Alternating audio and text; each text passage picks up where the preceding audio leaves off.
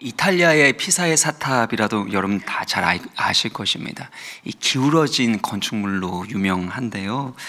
이 피사의 사탑이 기울어진 이유가 있다면 그 부실한 토대 때문이라고 합니다. 건축할 때 약하고 연약한 그 부드러운 지반 위에 종탑을 세웠는데 55m의 탑을 쌓으면서도 이 깊이는 토대는 3m밖에 되지 않았다라는 것입니다. 따라서 연약한 지반 때문에 점점 기울어져서 1990년도에는 이 옆으로 4.5m 정도가 기울어지게 됐고 무너질 정도로 붕괴될 정도로 위험한 상황이 이르게 되었다는 것입니다. 대대적인 보수 작업을 했었는데요. 다른 방법을 많이 사용했는데도 큰 효과가 없었다고 합니다. 그래서 기울어진 그 집안의 반대편이 되는 그곳에다가 구멍을 뚫고 흙을 파내서 이 균형을 맞춰서 문제를 해결했다고 합니다. 이 이야기는 우리 인생에도 이 견고한 토대가 얼마나 중요한지를 가르쳐 주는데요. 우리 인생의 견고한 또 그런 기반과 토대가 무엇인가 생각을 해보면 하나님의 말씀이 가장 중요한 기반이 되고 토대가 된다라는 것입니다. 나의 뜻과 나의 소원이 아니라 하나님의 뜻과 소원이 나의 삶의 기반이 되어야 되고 그 기반 위에 하나님의 말씀 위에 우리의 삶을 세워나가게 될 때 하나님이 기뻐하시는 성전물로 세워질 수 있다는 것입니다. 한 해를 마무리하고 2025년도를 맞이하는 시점에서 여러분의 삶의 토대, 기반은 무엇인지 살펴보았으면 좋겠습니다. 정말 하나님의 말씀이, 하나님의 뜻이 여러분의 삶 가운데 든든한 기반이 되고 있는지, 아니면 여러분의 소원과 여러분의 뜻이 여러분의 삶의 기반이 돼서 그것에 따라 살아가고 있는지를 돌아볼 필요가 있다는 것입니다. 오늘 본문에서 다윗은 유다의 왕으로서 7년 6개월 동안 유다를 다스리게 됩니다.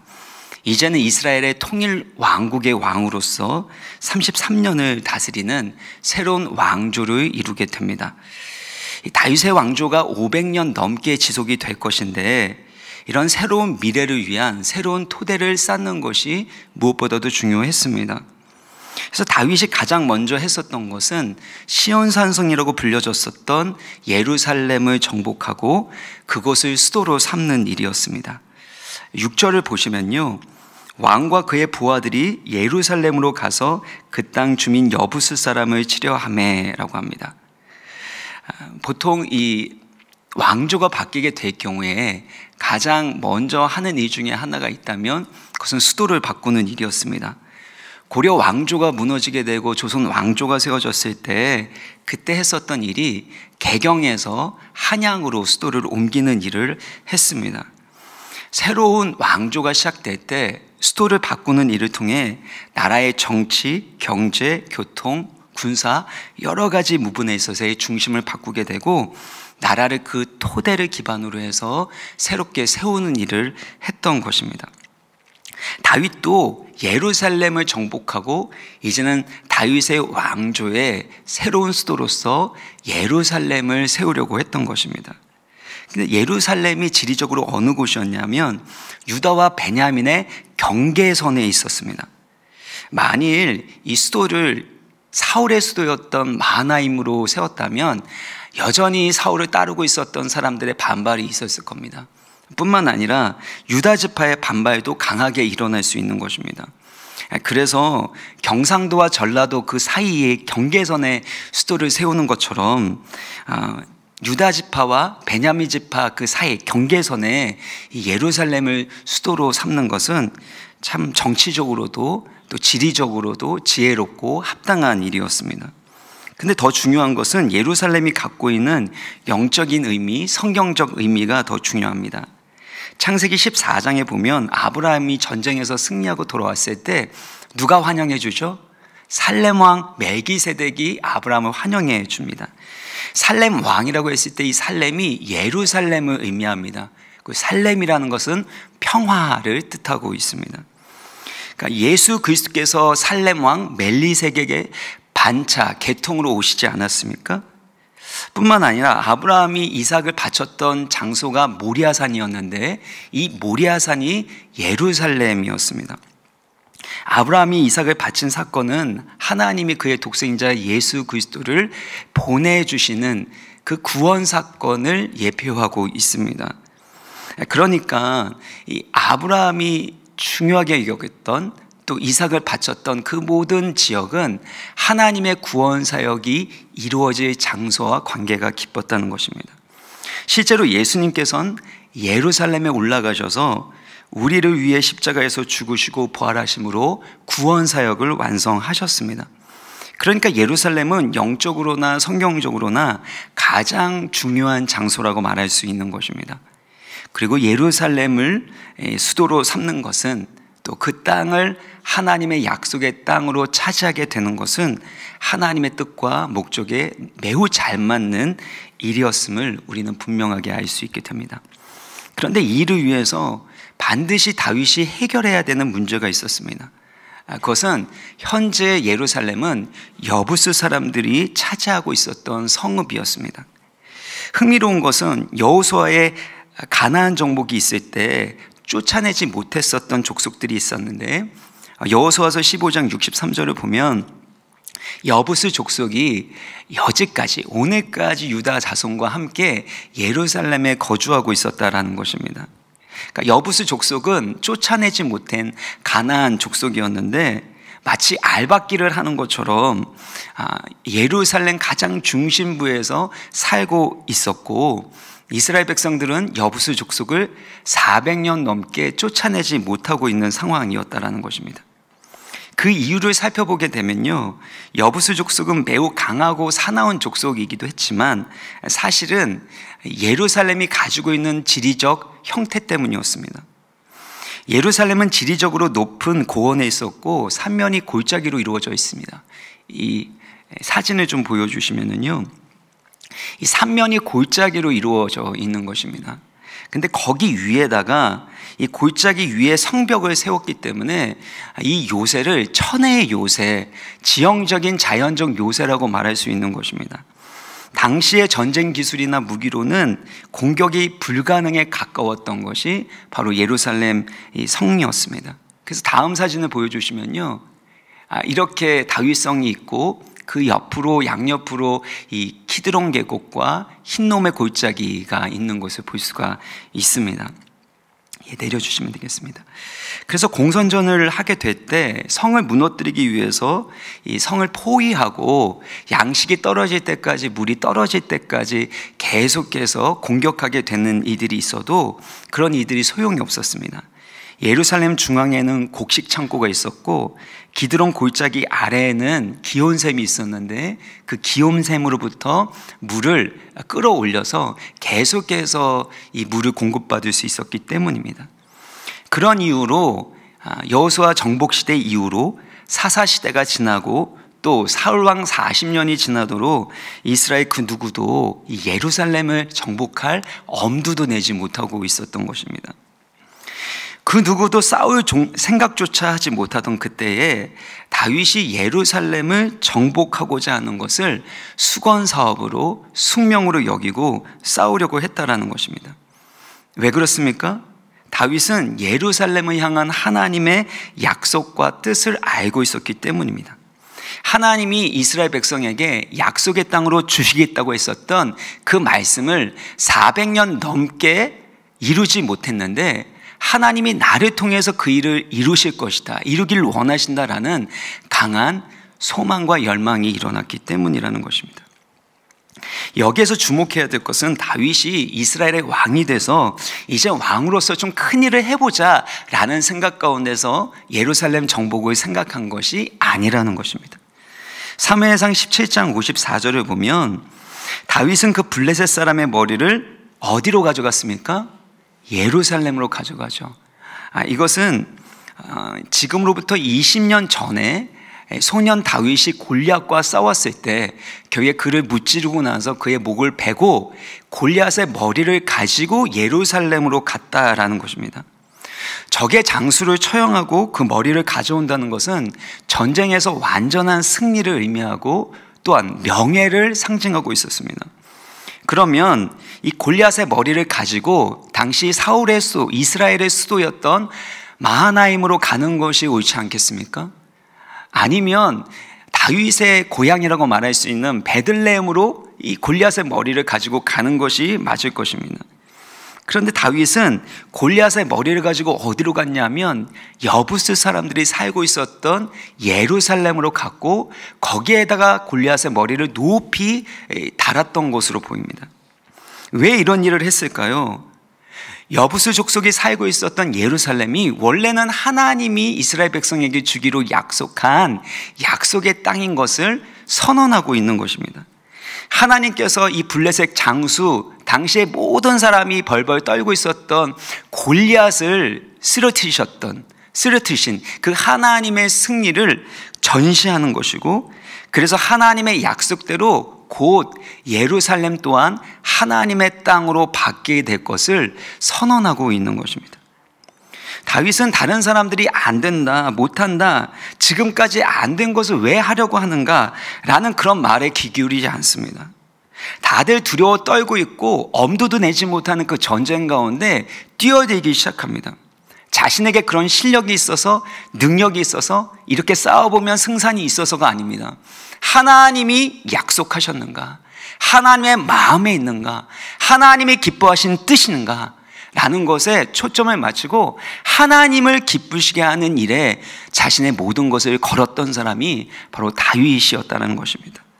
사랑하는 여러분, 우리 인생을 살아가다 보면 하나님 말씀대로 살아가는 것이 여간 어려운 것이 아닙니다. 말씀대로 살아가다 보면 때로는 손해보기도 합니다. 인내해야 됩니다.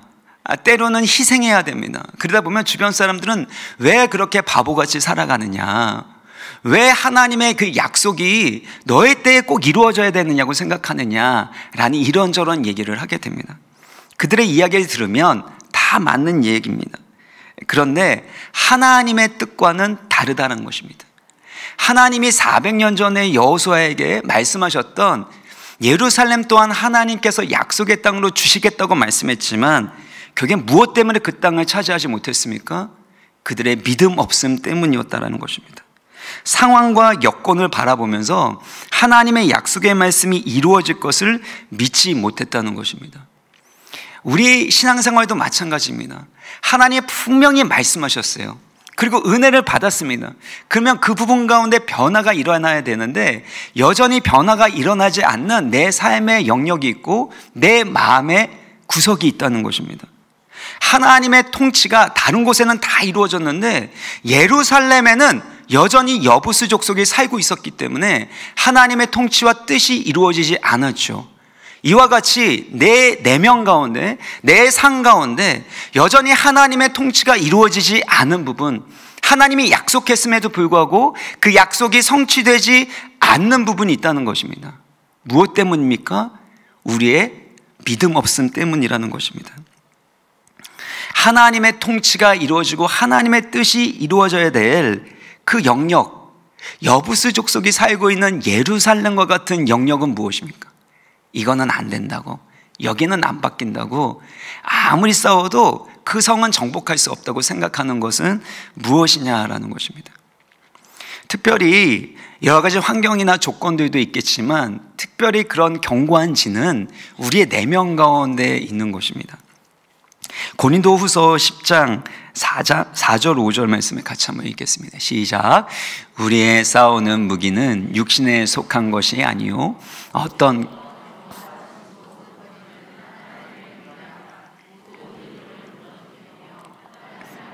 대적하여 높아진 것을 다 무너뜨리고 모든 생각을 사로잡아 그리스도에게 복종하게 하리라.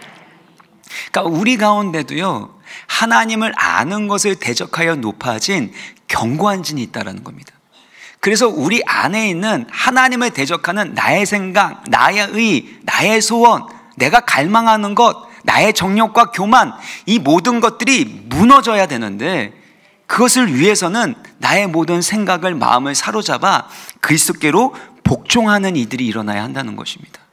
사랑하는 여러분, 여러분의 삶 가운데 수많은 문제들이 있지만 가장 큰 문제는 여러분의 마음 가운데 있는 견고한 진이라는 것을 꼭 기억하시길 바랍니다. 하나님을 대적하여 높아진 그 모든 생각들이, 모든 불신앙들이 주님 앞에 무너지게 되어지는 참된 승리를 경험하시기를 주의 이름으로 축원합니다. 그렇다면 어떻게 승리할 수 있습니까? 이 첫 번째로는요, 하나님이 함께 하실 때라는 것입니다. 앞서 말씀드린 대로 예루살렘은 천혜의 요새였습니다. 그래서 400년 동안 그 누구도 정복할 수 없었던 성읍이었습니다. 그러다 보니까 여부스 사람들 마음 가운데는 이런 확신이 있었어요. 그 누구도 우리를 이길 수 없어. 이 성을 공격해서 400년 동안에 그 누구도 성공한 사람은 없었어. 여러분, 400년이란 기간이 얼마나 긴 기간인 줄 아십니까? 그럼 미국 하면 이 강대국 몇 년 됐습니까? 100년도 채 되지 않았습니다. 근데 400년 동안 아무런 일도 일어나지 않은 예루살렘을 생각할 때마다 누가 감히 예루살렘을 쳐들어올 수 있겠는가, 승리할 수 있겠는가라고 생각하지 않겠습니까? 그래서 6절을 보면은요, 이 다윗이 예루살렘을 가서 여부스 사람을 치려고 할 때 여부스 사람들이 뭐라고 합니까? 다윗에게 말합니다. 내가 결코 이리로 들어오지 못하리라. 맹인과 다리 저는 자라도 너를 물리치리라. 맹인이나 다리 저는 자는 전쟁을 이렇게 참가해 갖고 싸울 수 있는 사람이 아니라는 겁니다.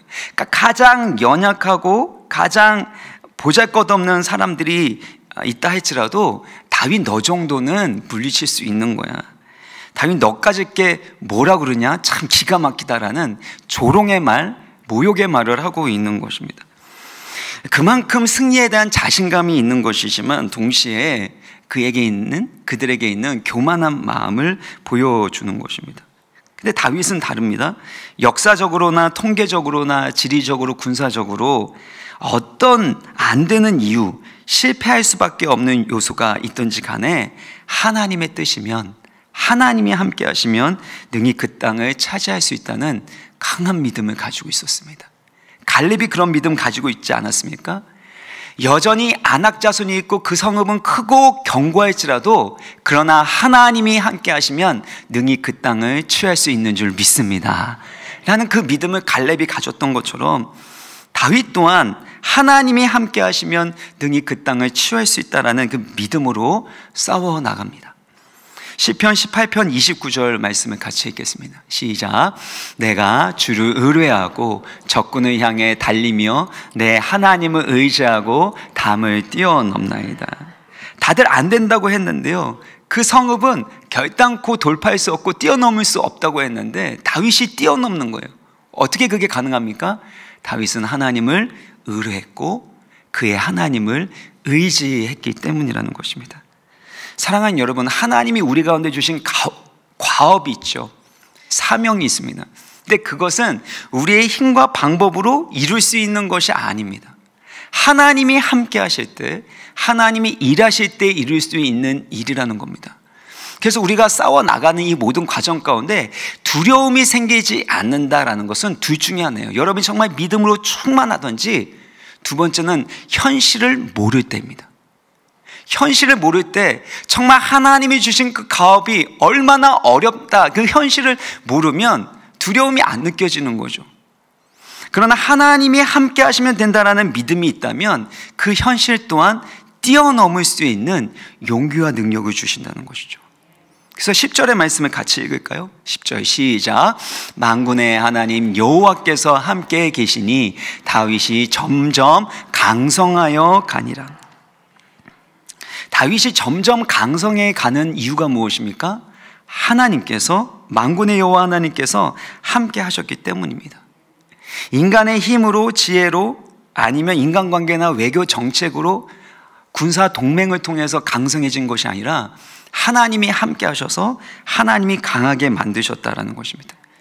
우리 인생의 비결도 마찬가지입니다. 여러분, 믿음으로 산다라는 건요, 하나님이 강하게 만들어 주신다는 거예요. 하나님이 강하게 만들어 주신다는 건 무슨 뜻인지 아십니까? 나는 약해진다는 것입니다. 이 모순이 너무나도 힘들게 하는 거예요. 나를 점점 강하게, 강성하게 만드는데 내가 가지고 있는 어떤 군사력, 용맹함, 지혜, 학력, 부재력, 인간관계, 이런 걸로 인해서 강해지는 것이 아니라 하나님이 함께 하심으로 인해서 점점 강해진다라는 것입니다.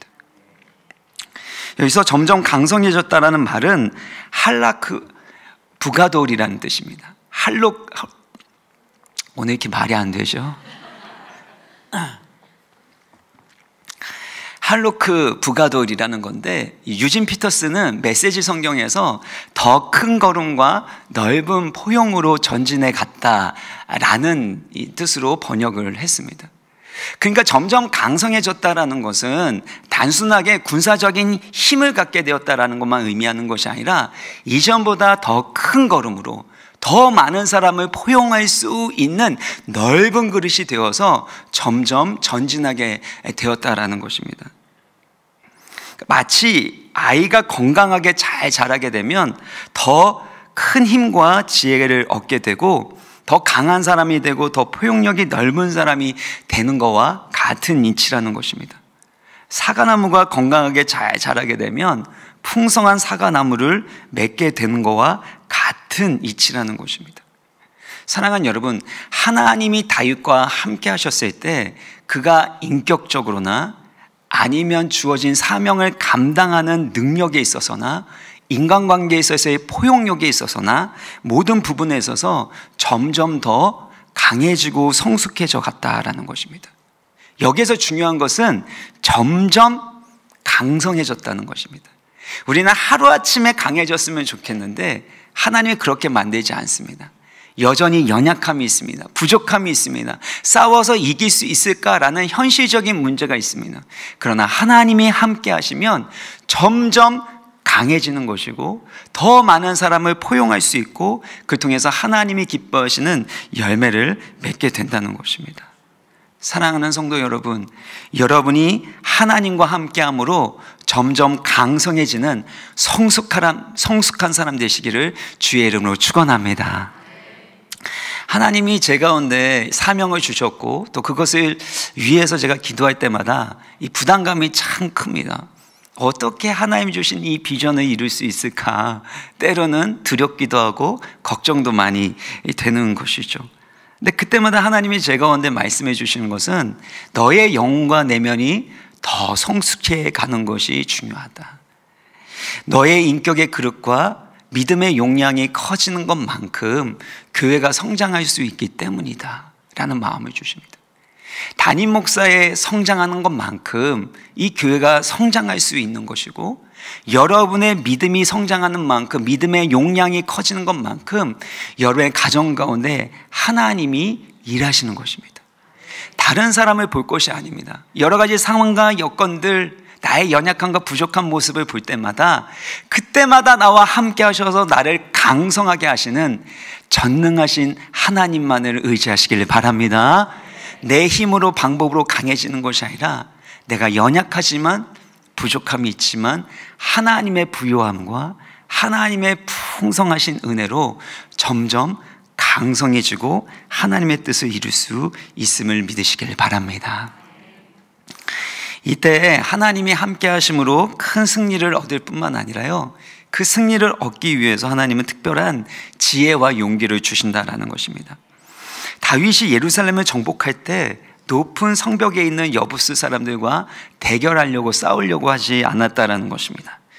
예루살렘에는 허점이 하나 있었는데요, 8절을 보면 그날에 다윗이 이르기를 누군지 여부스 사람을 치거든 물 깃는 대로 올라가서 라고 하고 있습니다.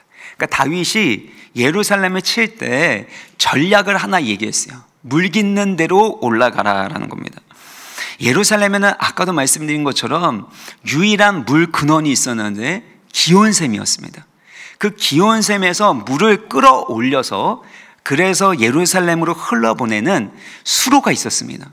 그러니까 물을 끌어올리는 이 수직 수로가 있었고, 그리고 난 다음에 끌어올린 다음에는 예루살렘을 보내는 수평에 이르게 되는 수로가 있었습니다.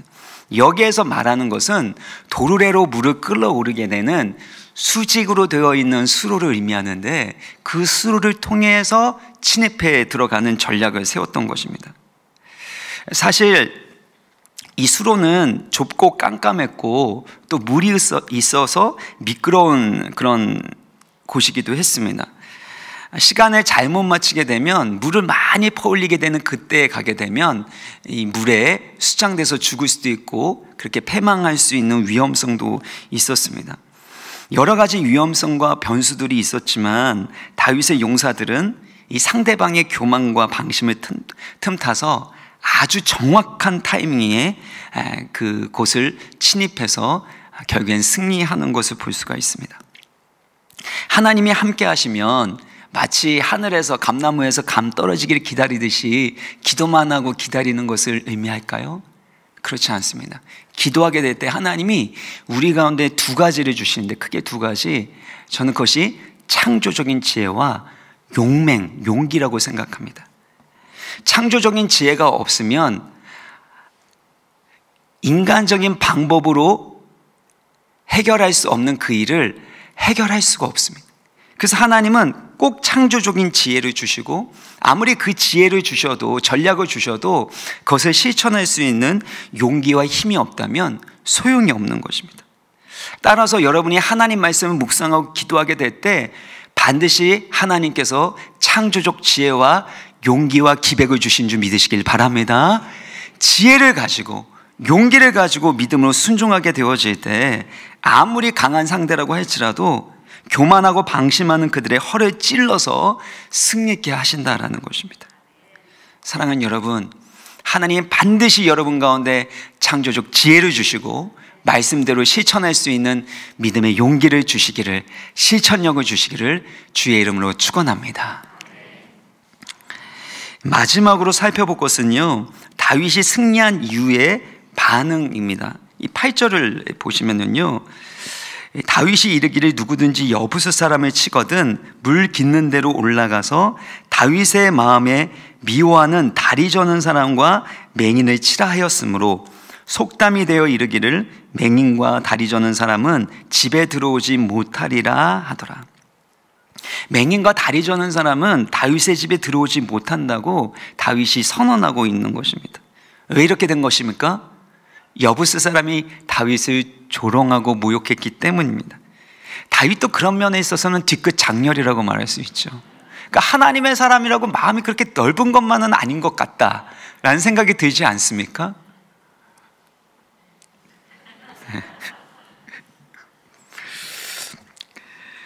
어떻게 보면 너무나도 옹졸하고 편합한 사람으로 보이게 되는데, 신학자의 연구에 따르면 다윗의 마음에 미워하는 맹인이나 다리 저는 사람들은 실제로 다윗이 그 예루살렘 성에 딱 들어가서 보니까 그 땅이 가나안 땅이었고 이삭이나 야곱이 살았었던 땅이 아닙니까? 그래서 거기에 우상이 있는데 그 우상 중에 이 눈이 멀었던, 눈이 잘 안 보이는 이삭의 형상처럼 보이는 우상이 있었고, 또 다리 저는 절뚝절뚝거리는 야곱의 형상을 가진 우상들도 있었다는 겁니다. 그래서 그런 우상들을 제거하는 면에서, 깨트리는 측면에서 미워했다라고 해석하는 학자들도 있습니다. 정확한지는 알 수는 없는데요, 좀 나름대로 괜찮은 해석이라고 생각하지만 중요한 것은 이 이후에 다윗이 그토록 미워하고 결단코 자기의 집에 들어오지 못한다고 했었던 다리 저는 자가 그의 집에 들어오는 사건이 일어나게 됩니다. 나중에도 살펴보겠지만 그는 무비보셋인데요, 요나단의 아들이었습니다. 그가 이렇게 도망가는 그 과정 가운데 무비보셋이 떨어지게 되고, 그래서 두 다리를 다 절게 되는 그런 상황에 이르게 됩니다. 근데 다윗이 요나단과의 언약, 그와의 맺은 그 사랑의 언약을 기억해서 다리 저는 무비보셋을 왕의 식탁에 앉히고 그를 극진히 대접하는 것을 볼 수가 있습니다. 다윗의 집에 들어오지 못할 자를 왕의 식탁에 앉혔다라는 것이 은혜가 아닙니까? 다윗은 항상 은혜의 공동체를 세우는 것을 볼 수가 있습니다. 아둘람 공동체를 세울 때도 환난당한 자, 빚진 자, 마음이 원통한 자들을 모아서 하나님 나라의 공동체, 새로운 다윗 시대의 공동체를 이루어가는 것을 볼 수가 있었습니다. 자격 있는 자, 강한 자, 그리고 남들이 볼 때 부러워할 만한 그런 조건을 가지고 있는 그런 사람들이 아니었습니다. 지금도 예루살렘 공동체는 눈먼 자, 다리 저는 자들을 받아들일 수 있는 은혜의 공동체로 바뀌게 되는 것을 볼 수 있습니다. 이런 다윗의 모습은 예수 그리스도를 통해서 온전하게 성취되는 것을 볼 수 있습니다. 마태복음 21장 13절 14절의 말씀을 같이 읽겠습니다. 시작. 그들에게 이르시되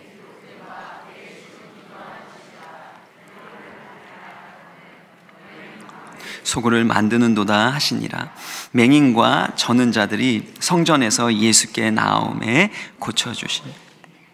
네, 다윗이 미워했었던 맹인 그리고 저는 자들, 예루살렘 성에 들어올 수 없는 자들이 어떻게 됩니까?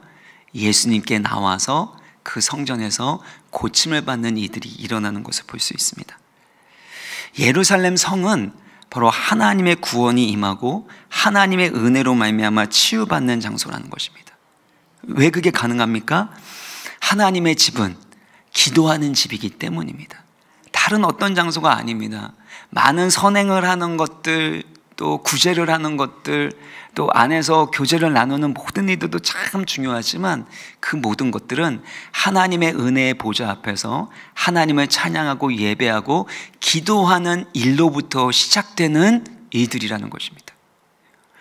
하나님의 집은 기도하는 집입니다. 기도하는 집에 하나님의 은혜가 임합니다. 하나님의 영광이 임합니다. 예수 그리스도의 놀라운 치유와 구원의 역사가 일어나게 된다라는 것입니다. 사랑하는 여러분, 하나님이 우리 가운데 승리를 주시는 이유는 무엇입니까? 그 예루살렘 성이 바로 우리가 차지한 그 약속의 땅이 바로 은혜의 장소가 되기를 원하신다라는 것입니다. 뿐만 아니라 그 은혜를 사모하고 구하는 자들 가운데 하나님이 은혜를 주시고 놀라운 치유와 회복의 역사를 일으켜 주신다는 것입니다. 말씀을 마무리 짓겠습니다.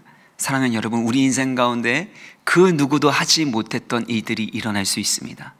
다윗과 같은 믿음을 가질 때 하나님이 함께 하시고, 하나님이 함께 하시면 점점 강성하여지고 더 큰 발걸음으로, 그리고 더 넓은 포용력으로 사람들을 끌어안을 수 있는 성숙한 사람이 될 수 있는 것입니다.